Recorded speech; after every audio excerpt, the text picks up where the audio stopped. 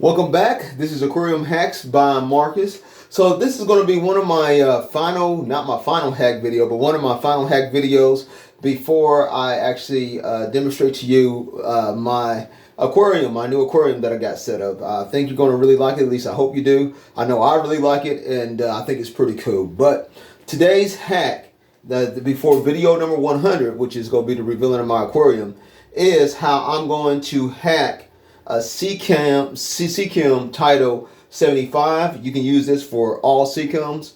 And this is not a new hack. There's many videos on how to do it. But I'm going to show you the way how I like to hack this Seachem 75, especially when it comes to using it for plants like golden pothos. Now we know putting plants in the vacuum filters serves several purposes. Of course, it will help to, the plants will help to take up the nitrates and to reduce water changes, and will help to clean and clarify your water. And there's no doubt golden pothos really work good for that. And so it's just according to you on how you want to set this up. And I thought, you know, when I was doing this video, now here is, and I know this is about the golden pothos, but I just have to mention this. Now here is black carbon box from Marine Land, and I was thinking, man, how cool of a hack that would be to set that up in your aquarium. And it's small, you know, it's kind of dented right here, so you just put it right back in the corner of your aquarium, take that label off, drill you a hole right there, drill you some holes on the bottom here, put you a 1-inch PVC pipe with holes in it, air stone, and boy, you got you a nice black filter that's going to match your black background in your aquarium. And you'll be able to open that baby up, change that media out, or do whatever you want to do with it. It's got such a large thing. So what an excellent little hack filter this would make. Of course, I'm not going to do that today, and I don't know, I might actually use it in one of my future videos. But this hack is about how I do a planter box. So anyway, you got your Seachem 75. So you're going to need your Seachem 75, and you're going to need some kind of biological media. Now, for my biological media, and you don't have to have it, I just like to use it because it umps your biological, plus it provides a nice growing media for your plants. And what I like to use is Seachem Matrix. See that? There's one big one that fell down. The Matrix Pun. I like using the Matrix Pun. You can use the regular Matrix, but if you use the Matrix Pun, which is really big, you don't have to worry about it falling down through these holes. Now, if you're going to use the smaller matrix or some kind of smaller media, then you're going to probably need to put that Seachem sponge on the bottom so that nothing falls down into those hoses. Or into the hose, is what I'm trying to say. But I'm going to use the Seachem sponge anyway, because I think it will help to catch a lot of debris that goes up through there. And eventually I might have to stop using it, because once the golden pothos starts to root, they will probably root into this sponge and probably end up actually, you know, having to tear it up or cut the roots out in order for that to work. But for now, I'm going to use it.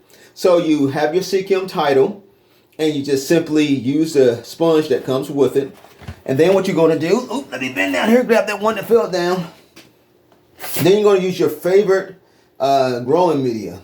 I would suggest something large. I just would. I think the water flows through it better, and I think it'll do good. So I'm going to use Seachem Matrix Pun. You can use lava rock. You can use even pea gravel, as long as you have that, like I said, as long as you have that sponge in there. But as for me, I'm going to use the Seachem Matrix because, quote unquote, they say that it's somewhat good for biological media, and it is good for biological media.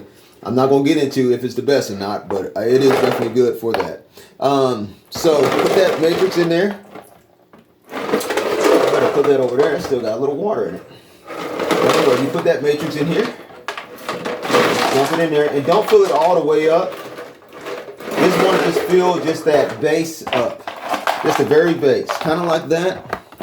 Maybe a little bit more. You know, because you want your plants to go just somewhat on top of that.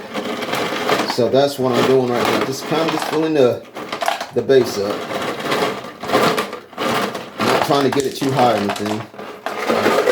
Keep it from wasting on the floor. So that's all filled up there. Okay. And then what you're going to do is simply, then you're going to put your plants in. your golden pothos in.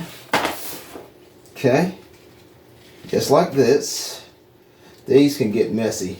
And the reason why I like using golden pothos inside of your hang on the back filter is because this prevents algae from growing on the roots. And if algae grow on the roots of your golden pothos while they're left in your tank, that will sometimes cause some problems for the pothos in its roots. Now I've had some pothos growing in my when I had my 95 gallon hooked or my 90 gallon hooked up, and the pothos were right in the aquarium.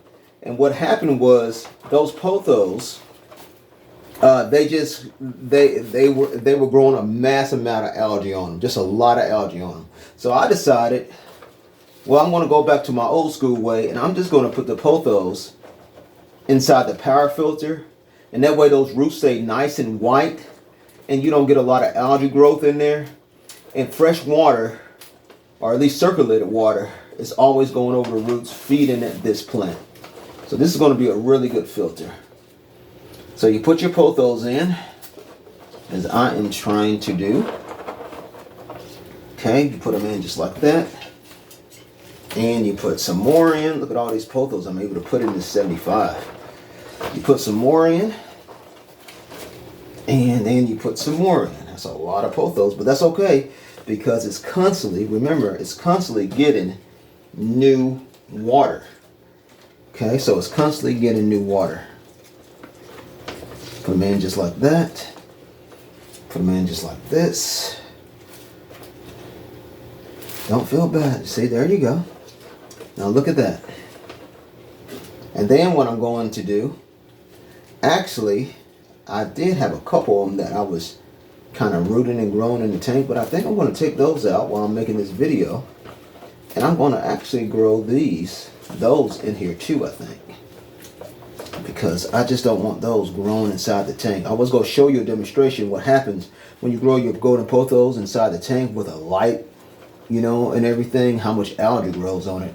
And then I was going to compare it to these, but I think we already know that lots of algae will grow on there if they are not situated right. Okay, so just give me a second. I'm going to grab those other two pothos.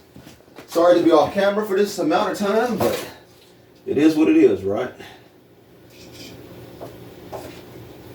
Okay, I'm coming back. No sweat off the camera. Don't you just love it when I do stuff in real time? Okay, so I'm going to grab those pothos too and put them in there as well. Okay, so those pothos are in there as well. So we got a lot of pothos in there. And then I'm going to take, just cover with tons of pothos. And then I'm going to take the rest of that media and I'm just going to pour it there on top. What that's going to do is just provide a little bit of extra on the top for the pothos. There we go. So we just pour that right on top of those roots. That'll make those pothos really happy to be grown. Just put those right on top of those roots just like that. Kind of do it by hand sometimes will be a little easier, or you'll be able to put the rocks in certain areas if you do it by hand, especially if you got as many as I got in this container here. And right there and there you have it. Now you have a tank that is a filter that's going to do wonderful work for you. It's going to provide excellent biological and it's going to be a nitrate eating machine. So what an excellent way to set up one of your hang on the backs. Just put the media, sorry about that one falling out, but put your sponge here, then put your hard biological media here, and then your pothos, and then some hard biological media on top. And really, that is a fully set up filter. Put a sponge on your intake to help to filter out particles, and you have really, honestly, got a one set filter right here. So this is the way that I'm going to set up at least my nitrate eating bacteria in my aquarium. This is for the 75. You can do it in all makes and models of Seachem. You can do it in just about all makes and models of any power filter, actually. And that is just going to work just excellent. I can't wait to get that set up and get that going. So anyway, this is Aquarium Hacks by Marcus. Keep on hacking, and my 100th video is about to come up, and that's where I'm going to reveal everything that I have done to my tank so far. So have a great day, guys. See you on the next video.